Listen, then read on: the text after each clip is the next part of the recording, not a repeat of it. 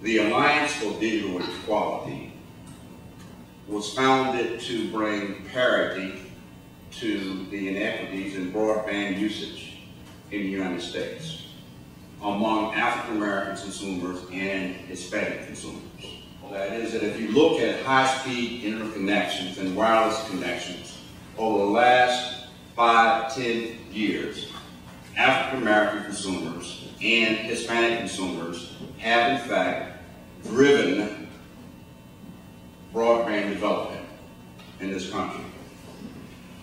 As Julia said, as you know, we have had for years a stubborn digital divide in this country that has threatened educational, economic, healthcare, and workforce opportunities for African Americans and Hispanics. And it's been a stubborn divide that has persisted for a long time. But with the growth and advent of broadband, we have made significant progress in terms of the narrowing of this digital divide.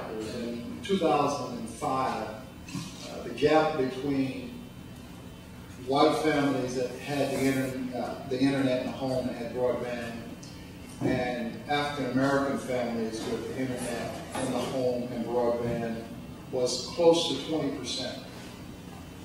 In as little as 2 years, that gap has been narrowed to about 8%. There have been a couple things that have driven this surge in the adoption of broadband and the narrowing of the digital divide. One has been affordability. Another has been a lot of the education that organizations such as the Alliance for Digital Equality have done in the past. The growth of content, relevant content that's relevant to minorities, that has also driven the adoption of broadband, and also the portability of wireless. Now there are a couple things that I believe must be done and must be key in order to further the narrowing of the digital divide and the adoption of broadband on the part of minorities. One is to be sure that we avoid excessive government policies and regulation that has not been determined to have anything to do with adoption or the narrowing of the divide. So avoiding and being very careful about excessive government regulation, I think, is one. Two would be, as I mentioned earlier, fostering competition. In every instant where there's been competition, costs have gone down. One, educating the community as to the real benefits of broadband.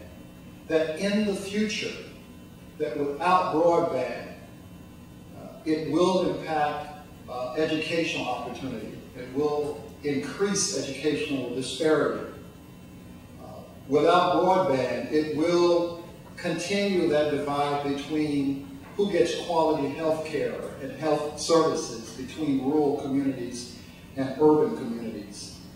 Encouraging private investment in broadband networks as the capacity for broadband increases in terms of bandwidth and in terms of utilization. The capital costs and the investment to make sure that broadband will be accessible and available in every community is going to be extraordinary. So broadband will be as significant as the internet. I believe that broadband will be as significant as the internet in the future. And it won't be a question anymore of who has the internet and who doesn't have the internet, but the critical question will be who has access to broadband and who doesn't have access to broadband. And the reason why that would be so critical to our work, to our business, to our education, to the delivery of health services, will be that all of the new applications that will be delivered over the internet will be broadband applications. And without access to broadband, many of the services in the areas that I just mentioned will forego the community. We are in the process here at the Averill Research Center of digitizing much of our archival and artifact collection, and indeed so that we can make it available to people all around the world. And if you've ever done any research, and of course I've been doing scholarly research for about the last 30 years or so, sometimes you can get things online. If you don't have broadband and you just got dial-up, but no one has dial-up anymore, I hope. And you got to download a document with a dial-up, you'll be sitting there for an hour waiting for that thing to load. This is just important for not only scholarly research and medical research, but for all kinds of research and the things that historians and other scholars do. So as I said, I'm very pleased to be a part of this initiative and that it's come to Charleston, and that we here, in particular at the Averill Research Center, will be able to help get this thing kicked off and started the way it should. And I'm very enthusiastic about what we're trying to do, because it's never been undertaken on a national basis as we roll this opportunity, this vehicle out. So we're enthusiastic. We think that in the long run, it's going to have a profound impact on health, education, and business development in minority communities.